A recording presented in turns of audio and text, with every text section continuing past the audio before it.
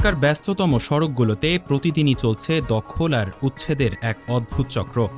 সকালে সিটি কর্পোরেশনের অভিযানে ফুটপাত ও সড়ক দখলমুক্ত করা হলেও বিকেলের মধ্যেই আবারও বসে যাচ্ছে অবৈধ দোকানপাট। ফলে পথচারীদের নিরাপদ চলাচলের জায়গা হারিয়ে সড়কেই নামতে হচ্ছে, আর তাতে আরও তীব্র হয়ে উঠছে রাজধানীর দীর্ঘস্থায়ী যানজট। রাজধানীর বিভিন্ন এলাকায় দেখা যায় উচ্ছেদ অভিযানের কয়েক ঘণ্টা পরই ফুটপাত জুড়ে ফের বসে যায় ভ্রাম্যমাণ দোকান। কোথাও ফলের দোকান, কোথাও পোশাক কিংবা খাবারের অস্থায়ী স্টল দখল করে নেয় পথচারীদের চলাচলের নির্ধারিত স্থান। বাধ্য হয়ে মানুষকে মূল সড়ক ব্যবহার করতে হচ্ছে, যা একদিকে যেমন দুর্ঘটনার ঝুঁকি বাড়াচ্ছে, অন্যদিকে যান চলাচলেও সৃষ্টি করছে মারাত্মক বিঘ্ন। সবচেয়ে বেশি ভোগান্তিতে পড়ছে জরুরি সেবার যানবাহন, বিশেষ করে অ্যাম্বুলেন্স। অনেক ক্ষেত্রে বিকল্প সড়ক ব্যবহার করতে হচ্ছে চালকদের। এতে মূল্যবান সময় নষ্ট হওয়ার পাশাপাশি রোগীদের জীবনও ঝুঁকির মুখে পড়ছে বলে অভিযোগ সংশ্লিষ্টদের।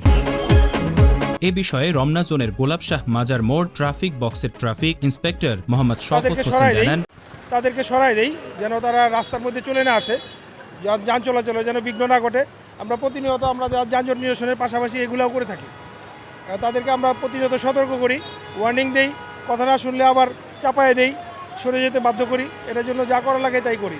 আপনি তো দেখলেন আমরা যানজট এখানে সরানোর নিরসন করার পাশাপাশি আমরা প্রতিনিয়ত আমাদের চারপাশে যা দোকানপাট যেগুলো রাস্তায় চলে আসার চেষ্টা করি, আমরা সেগুলো আমাদের সীমিত জনবল নিয়ে যতটুকু সম্ভব আমরা সেগুলো সরাই দেওয়ার চেষ্টা করি।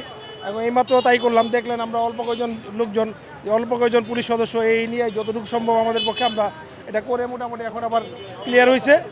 আবার যদি আসে আবার আমরা সরাই দিব, এইভাবেই চলছে আর কি। তাদের উদ্দেশ্যে বলবো যে তারা এক পাশে চেপে যতটুকু সম্ভব যান চলাচলের বিঘ্ন না ঘটিয়ে যতটুকু সম্ভব এক পাশে চেপে যেন তারা যতটুকু ব্যবসা করার অতটুকু করে। তিনি জানান, উচ্ছেদ অভিযান পরিচালনার সময় প্রথমে দোকান মালিকদের সচেতন করা হয় এবং স্বেচ্ছায় ফুটপাত ছেড়ে দেওয়ার জন্য অনুরোধ করা হয়, কিন্তু বারবার সতর্ক করার পরও অনেকেই নির্দেশনা মানতে চান না। মোহাম্মদ শওকত হোসেন আরও বলেন, জনস্বার্থে এবং যান চলাচল স্বাভাবিক রাখতে আমাদের অভিযান পরিচালনা করতে হয়। ফুটপাত ও সড়ক দখলমুক্ত রাখতে এই ধরনের অভিযান অব্যাহত থাকবে।